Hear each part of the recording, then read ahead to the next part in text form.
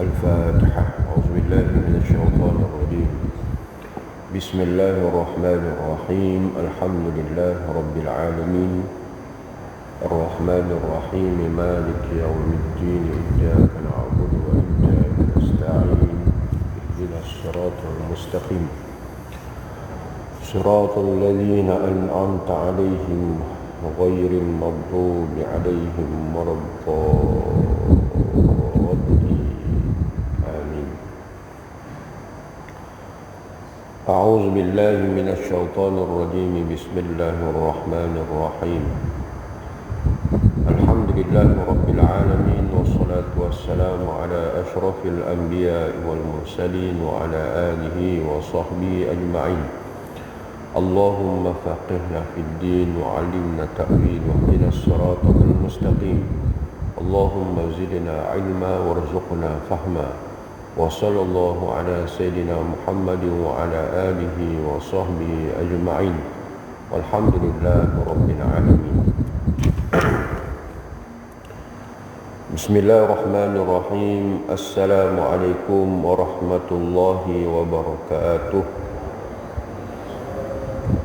الحمد لله رب العالمين وبه نستعين ولا عدوان إلا على الظالمين. رب اشرح لي صدري ويسر لي أمري واحلل عقدة من لساني يفقه قولي. سبحانك لا علم لنا إلا ما علمتنا إنك أنت العليم الحكيم. ولا حول ولا قوة إلا بالله العلي العظيم. أما بعد. Dihormati pengurusi dan seluruh ahli jawatan kuasa, para imam, para bilal, seterusnya para asatidah, para jemaah muslimin muslimat yang dirahmati Allah Subhanahu wa taala sekalian. Kita rafa'kan syukur kehadirat Allah Subhanahu wa taala dengan taufik dan hidayah daripada Allah. Subuh pada pagi ini kita dapat solat subuh secara berjamaah dan kita sama-sama dapat meneruskan kuliah subuh mingguan kita setiap hari Sabtu, iaitu kitab 40 hadis penawar hati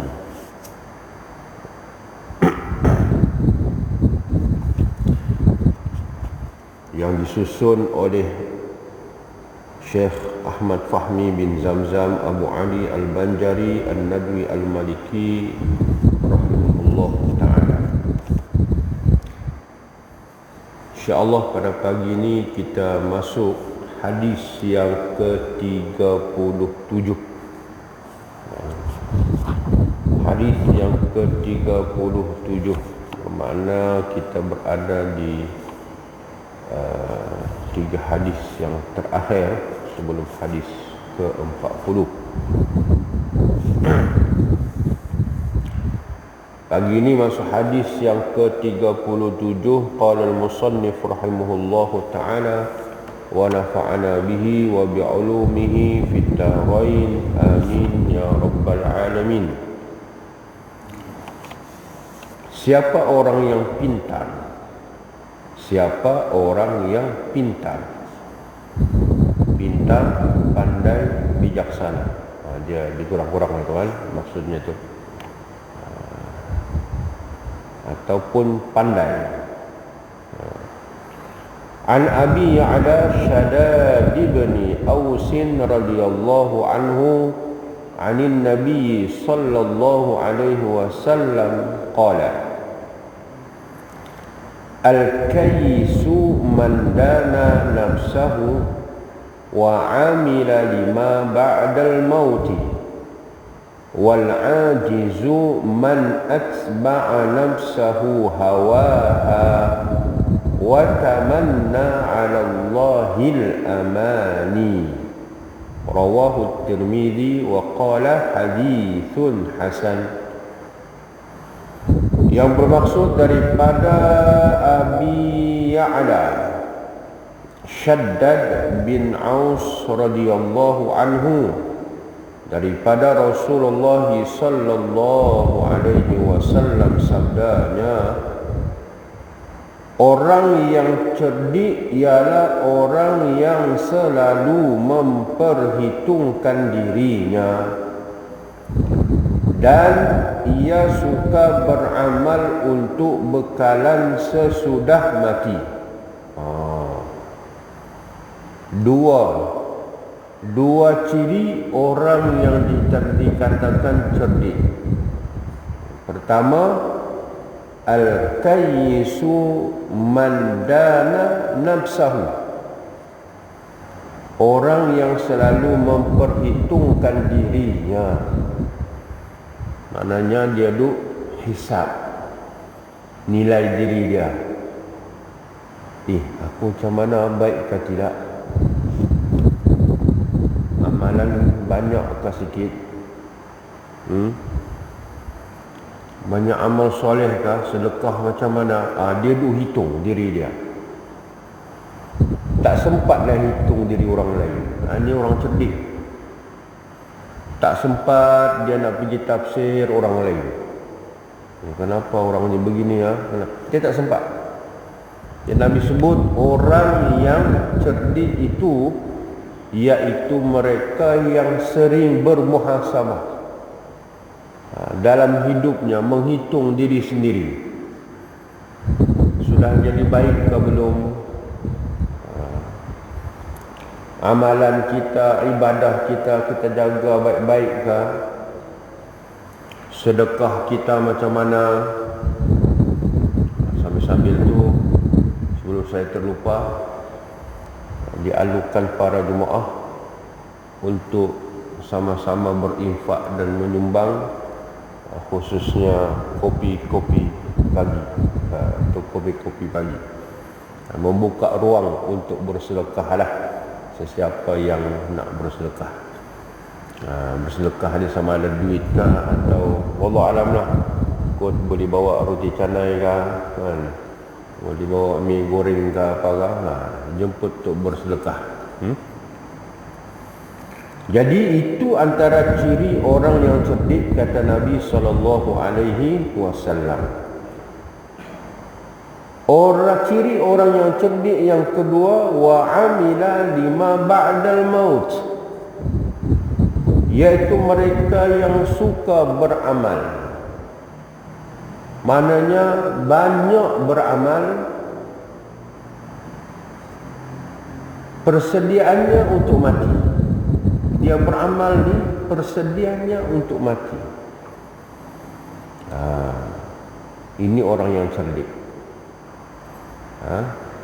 Kenapa bersusah payah datang salat berjemaah?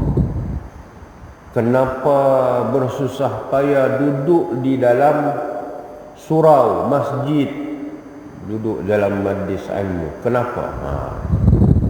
Sebab kita tahu itu, kita mengharapkan amalan ini menjadi bekalan kita di akhirat kelak. Ini orang cerdik, ini orang cerdik. Tu apapun dia buat, dia fikir akhirat. Apapun amalan, dia akan fikir akhirat. Aku buat gini ada pahala ke? Aku buat gini ada pahala ke? Itu jadi, ini fikiran orang-orang yang cerdik, kata Nabi. Buat gini kalau dosa, tiga. Buat gini, pahala, buat. Patah lagi dalam perkara kebaikan. Fastabiqul khairat, bersegera dalam kebaikan. Ini orang cerdik. Wal ajiz, orang yang lemah itu, kata Nabi SAW, itu orang yang tak cerdik. Ialah orang yang man atba'a nafsahu hawaha, orang yang mengikuti kehendak hawa nafsunya. Ini orang yang lemah, orang yang tidak cerdik. Dia mengikuti hawa nafsunya. Dalam Quran sebut apa? Innan nafsa la ammaratum bisu. Nafsu ni memang akan sentiasa mendorong su. Su ni apa makna? Kejahatan. Itu prinsip nafsu. Tapi dalam diri manusia ni mesti ada nafsu. Itu fitrah dia. Nafsu tidur, nafsu makan, jangan ceritalah kan. Nafsu syahwat, nafsu apa lagi? Nafsu berjalan. Ini nafsu-nafsu. Semua ni kita ada. Nafsu tidur pun ada juga. Nafsu. Dan keutamaannya nafsu ni la ammaratun bisu. Dia akan mendorong kita kepada kejahatan. Jadi nak kawal nafsu ni macam mana? Iman. Nak kawal nafsu ni dengan iman. Tetap ada nafsu makan. Namun kita tahu tentang apa dia? Halal haram. Kalau tiada pertimbangan iman dan hukum, maka nafsu ni tak terkawal. Yang halal pun dia makan, yang haram lagi dah dia belasah. Kalau tak dikawal dengan syariat dan juga iman. Ini nafsu. Itulah tuan-tuan kalau berbicara tentang hal-hal nafsu, itu disebut akhlak. Akhlak ni dia dua aja. Akhlakul karimah wa akhlakul mazmumah. Akhlak yang mulia ataupun akhlak yang buruk, akhlak yang keji. Makan, yang haram pun dia belasah. Duit haram belasah. Duit tikam nombor ekor, dia kata syukur juga tu, alhamdulillah juga. Tapi daripada benda yang haram belasah juga. Itu nafsu. Jadi orang yang lemah, orang yang tidak cerdik ni dikatakan itu mereka yang menuruti hawa nafsu. Ciri yang kedua, orang yang lemah dan tidak cerdik ini, wa tamanna 'ala Allahil amani, dan berangan-angan kepada Allah Ta'ala untuk mendapat kebahagiaan dan pengampunan daripadanya tanpa beramal soleh. Mahu syurga. Siapa nak mahu syurga bahkan? Kalau tanya seorang-seorang, mesti mahu syurga. Jangan kata orang yang waras. Orang yang gila pun kalau tanya, kamu masuk syurga tak? Ditengoknya kita balik. Kau gila tak dia? Kita pula kena gila. Siapa nak masuk syurga? Jadi nak masuk syurga tapi sekadar angan-angan. Beramal tak mau. Solat tinggal, zakat tak bayar, tak menutup aurat, makan benda haram. Ini benda-benda yang kata nak masuk syurga tapi amalan ahli neraka.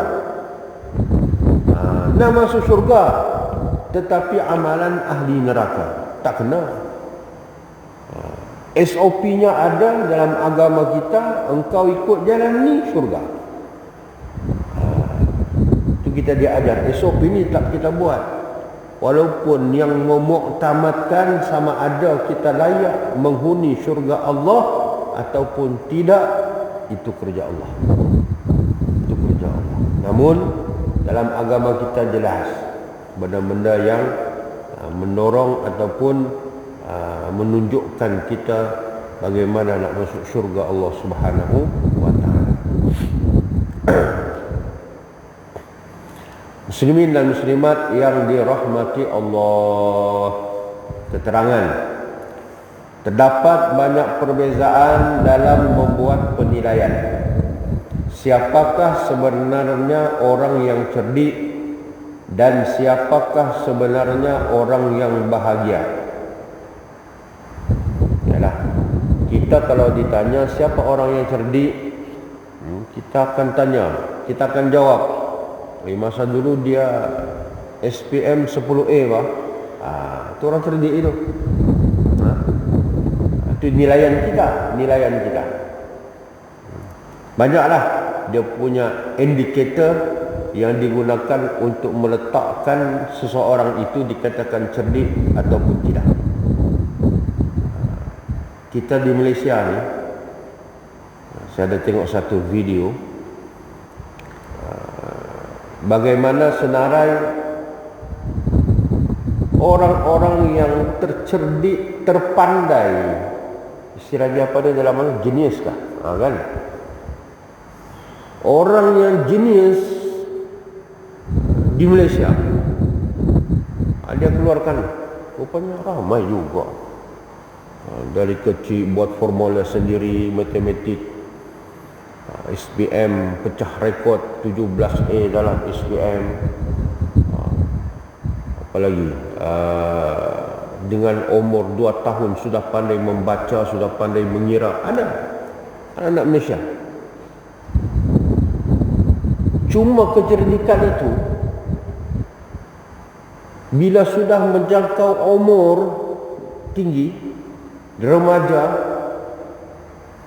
jadi lain pula cerita dia, perjalanan hidup dia.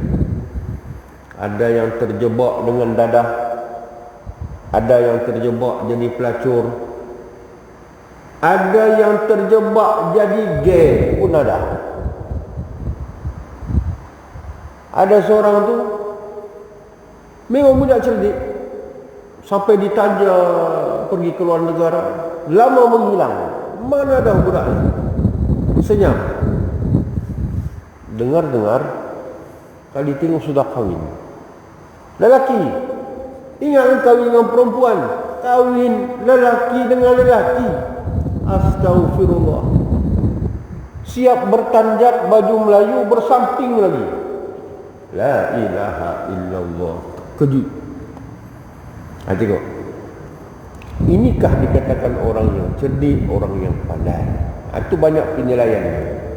Tapi ada pun Nabi sebut orang yang pintar, orang yang cerdik itu, ini disebut ada 2 ciri yang pertama, yang sentiasa menghitung dirinya, bermuhasabah dirinya. Kalau kurang baik, dia kasih baik. Kalau baik, kasih lagi baik. Begitu. Ini orang yang cerdik. Kedua, amal soleh. Buat amal kebaikan untuk mati. Di mana perbezaan nilai ini adalah timbul daripada perbezaan garis panduan penilaian tersebut. Kita kalau menghitung nak cerita orang yang cerdik ni, kita nilai sendiri. Dia ni cerdik gini. Oh, dia ni pintar.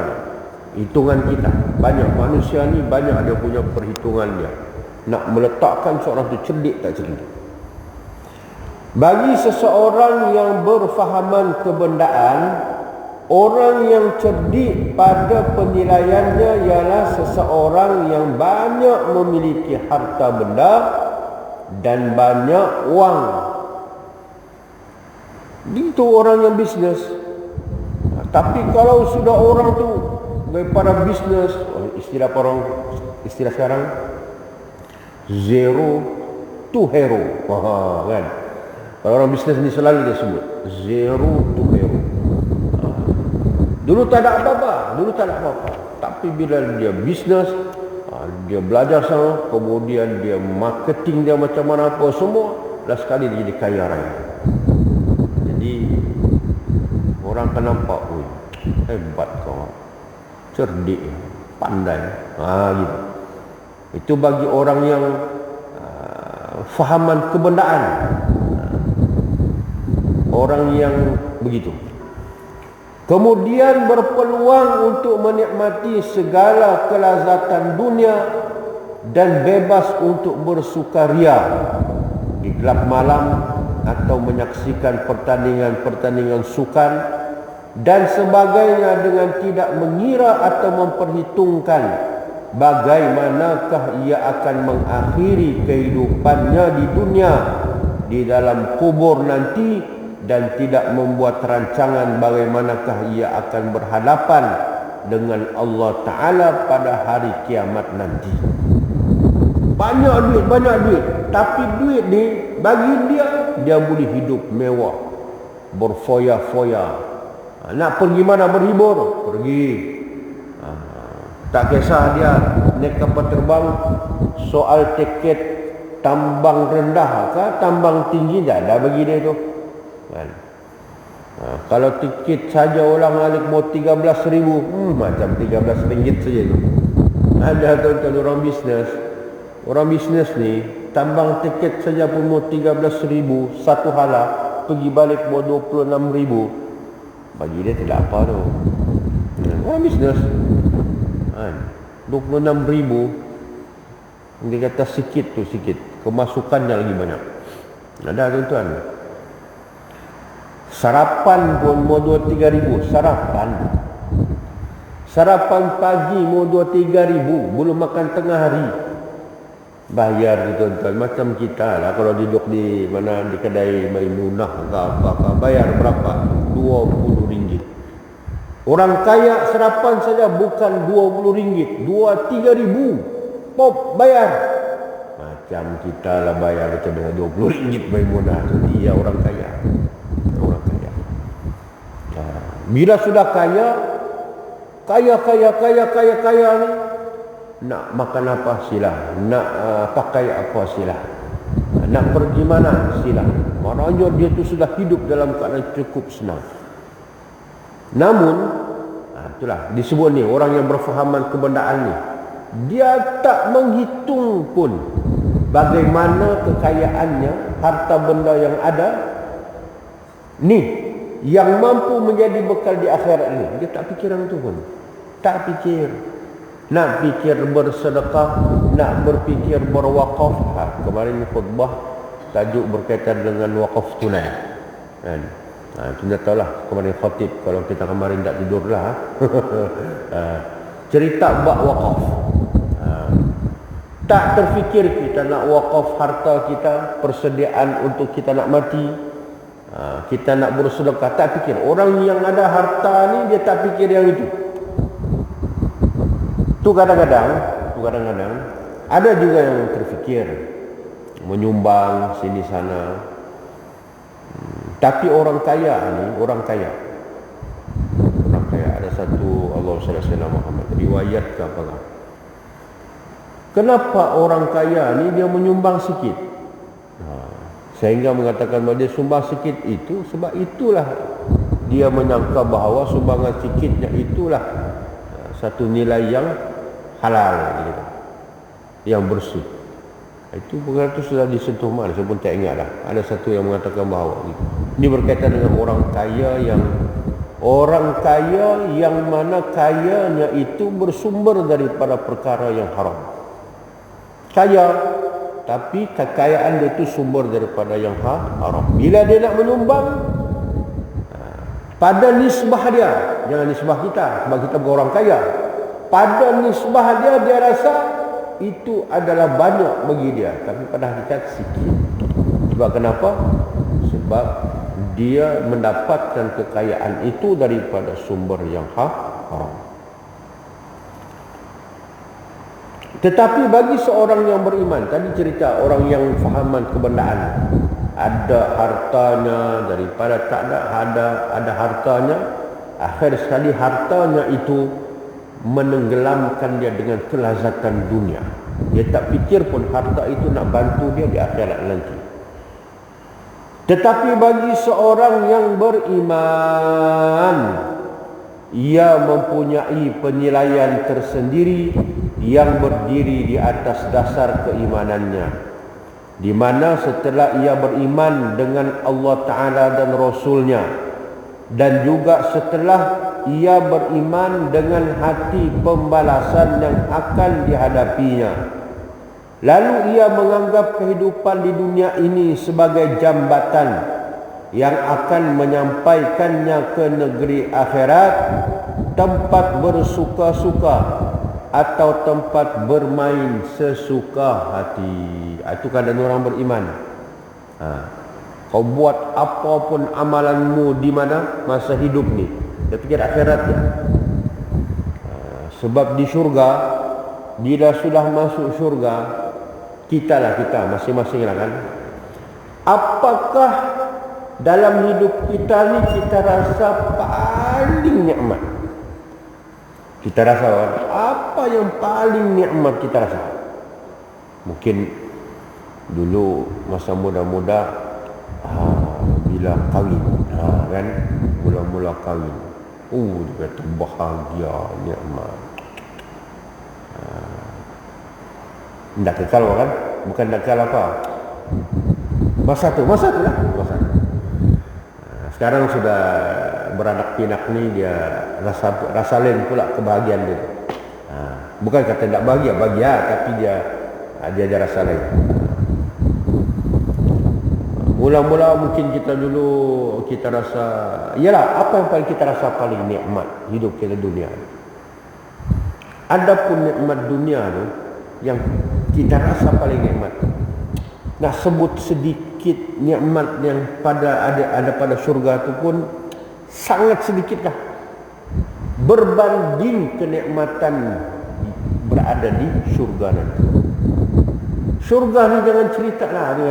Itu beberapa riwayat cerita. Kadang Allah cerita dalam syurga ganjaran-ganjaran orang yang melakukan amal ni, ganjarannya yang begini. Disediakan bidadari, 70 orang bidadari. Kita jangan terfikirlah, mampukah? Tidak. Ini satu orang masa hidup pun kapus orang bilang. Berbini 4 pun belum tentu lepas. Dunia. Dalam syurga Allah sediakan 70 orang bidadari. Jangan cerita kau mampu kan. Ini memang cerita nikmat siap dunia. Kan? Nak layan macam mana itu yang cerita. Itu memang nikmat. Kalau barangkali kita masa hidup ni, kalau suami isterinya ramai ke apa semua, lu fikir ambil ubat sana, ubat kuat sini. Aku aja. Kita manusia masa hidup ni. Surga tak ada cerita ubat kuat. Memang kau kuat lah orang bilang. Tak payah nak ambil support suplemen yang tak payah. Itu cerita surga ni nikmat. Tapi ialah, maknanya masa hidup ni lah kita nak bersedia untuk nak masuk syurga. Banyakkan amal soleh dan sebagainya. Itu orang-orang yang hidupnya masa sekarang dia akan fikir untuk akhirat. Sebab kita ni tonton hidup tak lama. Bila Allah Ta'ala ambil. Mati ni tak ada syarat. Syarat apa? Orang sakit mati? Tak tentu. Kadang orang sakit panjang ni. Tengok orang sihat mati dulu. Orang sihat mati dulu. Kita duk nampak badan gemuk, dia ni penyakit banyak, tak lama mati. Dia tengok orang kurus mati dulu. Atlet ni bersukan. Kita kalau tengok atlet ni, ialah di fikiran kita memang kita kembali bersukan. Kita yang bukan atlet ni pun tengok orang power. Kita mau jogging pun susah. Jogging pun susah. Tapi ada. Tentu kayak orang bilang kesehatan orang mantap. Mati juga. Mati. Tengah-tengah padang main bola, pop. Mati. Itu betul. Mati ni tak ada syarat. Bila-bila Allah Ta'ala nak suruh kita mati. Dari kerana itulah ia banyak membuat persiapan untuk masa akhiratnya. Dari masa ke semasa selalu membuat penelitian kepada bekal yang akan dibawanya. Ini dia fikir. Inilah dia fikir, tuan-tuan. Kalau kita fikir tentang akhirat, Dunia ni, itulah kata Imamul Ghazali sebutkan, bukan kita dilarang untuk cari dunia, kekayaan, tak dilarang. Namun dunia tu jangan masuk dalam hati. Cukup dunia tu di tangan, jangan di hati. Kalau dunia tu di hati, habis. Sebab tapak hati ni, kalau kita tak letak akhirat, dunia akan isi. Kita tak letak iman, dosa akan isi. Di antara dua je, macam bekas ni lah. Macam bekas ni. Ni bekas ni, boleh tak kita campur air oren, air delima, air sasi, air salah satu bekas? Boleh, itu boleh. Tapi sanggup kamu minum semua tu? Kan? Tak. Bekas tu, kalau kau bekas putih, putih lah. Kalau hitam, hitam lah. Tak akan jadi warna-warni. Begitu. Begitulah hati kita. Diisi dengan iman, iman ni. Tapi kalau diisi dengan, orang kata sebaliknya, sebaliknya. Jadi itulah, orang beriman ni, hidupnya dia sentiasa dia hitung amalan dia macam mana, banyak ke sikit.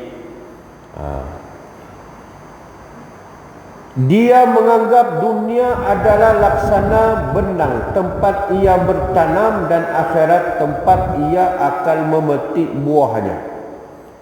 Kita beramal sekarang ni, tak nampak pahala, tak nampak dosa. Kita datang ke masjid, pahala Allah Ta'ala tak tunjuk. Kita bersedekah, pahala Allah Ta'ala tak tunjuk. Allah akan tunjukkan bila mana kita di akhirat nanti. Masa itulah Allah Ta'ala akan tunjukkan kepada kita. Istilah dia pada dunia ni, tempatmu beramal. Nak dapat hasil amalan kita di akhirat kelak.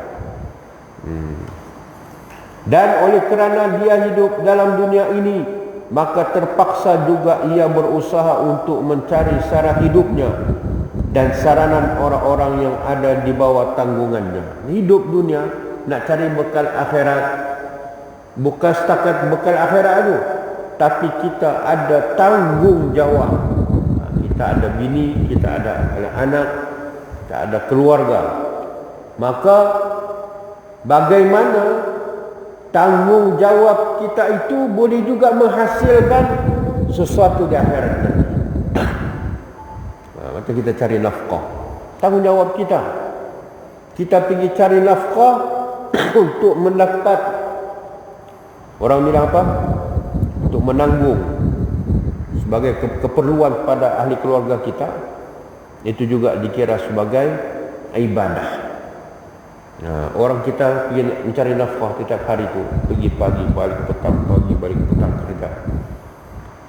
Kita niat untuk memberikan nafkah kepada ahli keluarga, itu juga dikira sebagai ibadah. Tapi janganlah pula cari nafkah yang haram. Di mana kau kerja? Sana di kedai tikam lembu likur. Tak kena dah. Di mana mau kerja? Sana pergi mencuri. Bini pun heran, apa bekerja suamiku, dia kata. Tiap-tiap malam keluar, tiap-tiap malam keluar. Asal dia balik, dia kata mesti ada benda dia bawa. Jadi cantik lagi tu, dia kata. Lama, pop, pecah. Rupanya suami ni pergi rompak rumah orang, mencuri. Jadi tak boleh. Itu perkara kau memberikan nafkah kepada ahli keluargamu dengan nafkah yang haram, maka ianya dikatakan boleh mendatangkan dosa. Dia berusaha untuk mendapatkan makanan dan minuman, dan berusaha pula untuk memperolehi rumah kediaman seadanya yang dijadikan tempat beristirahat, tetapi baginya makan dan minum adalah untuk hidup. Makan dan minum adalah untuk hidup, dan bukan hidup untuk makan dan minum. Itu kena faham. Makan dan minum untuk hidup, maknanya keperluan. Tetap kita cari, Jangan duk tinggi tawakal pula. Bos, kenapa kau nak kerja? Oi, biarlah aku zikir saja, Allah Ta'ala turunkan, datangkan rezeki. Ini pahaman yang salah. Tidak begitu. Usaha tetap usaha. Maknanya dia kata, makan dan minum adalah untuk hidup. Adapun bukan hidup untuk makan dan minum. Lanjut. Bawa. Permission. Okey. Ada urusan. Ya, lagi. Bukan hidup untuk makan dan minum. Ini kalau kerja hidupnya cari makan dan minum saja. Hidupnya untuk apa? Makan dan minum. Ini kebanyakan orang begitu. Keluar pagi balik petang untuk apa? Untuk dia cari makan minumnya. Hidupnya itu untuk itu saja.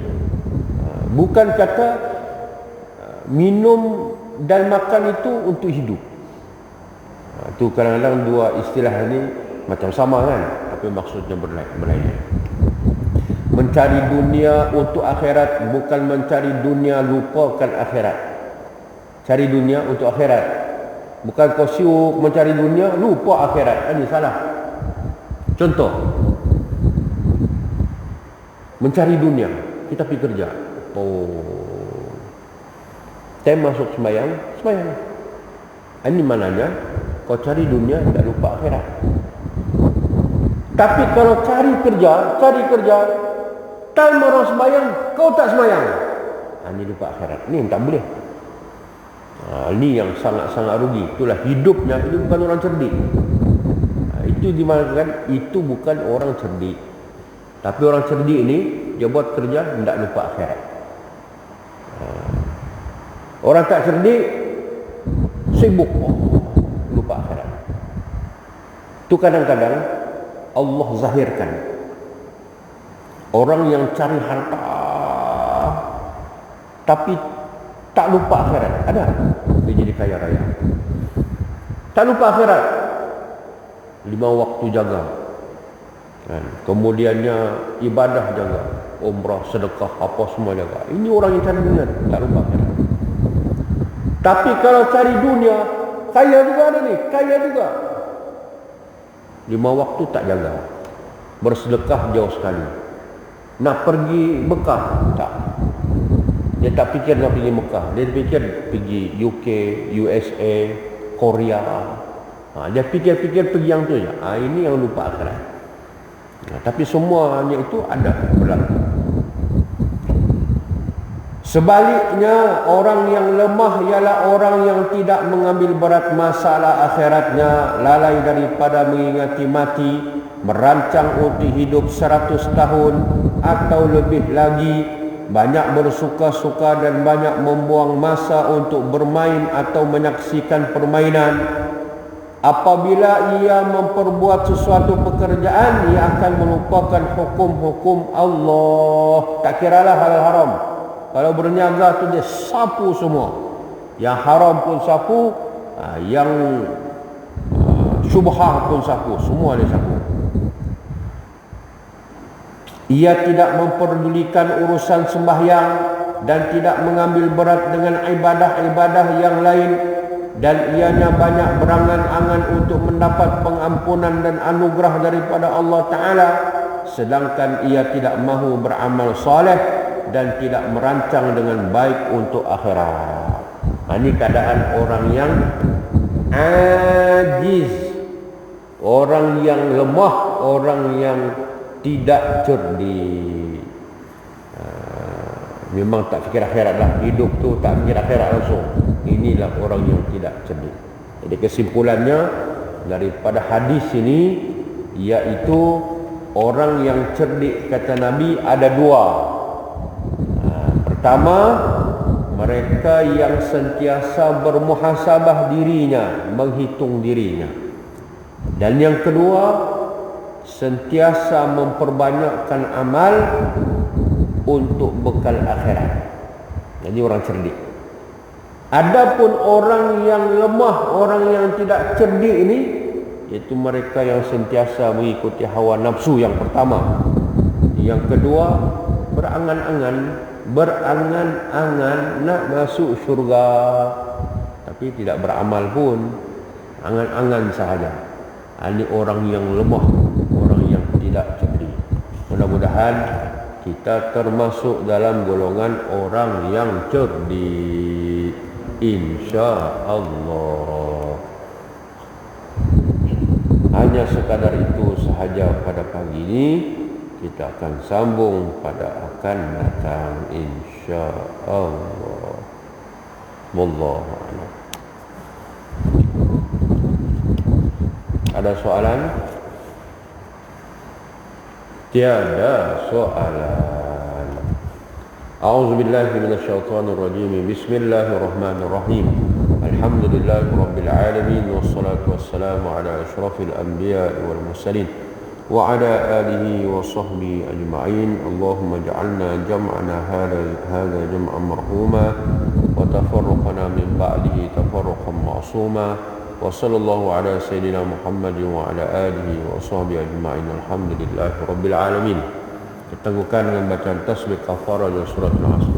Subhanallah wa bihamdika asyhadu an la ilaha illa anta astaghfiruka wa atubu ilaik. Bismillahirrahmanirrahim. Wal 'ashri innal insana lafi khusr. Walladzina amanu wa 'amilus solihati wattawassaw bil haqq wattawassaw bis sabr. Assalamualaikum warahmatullahi wabarakatuh.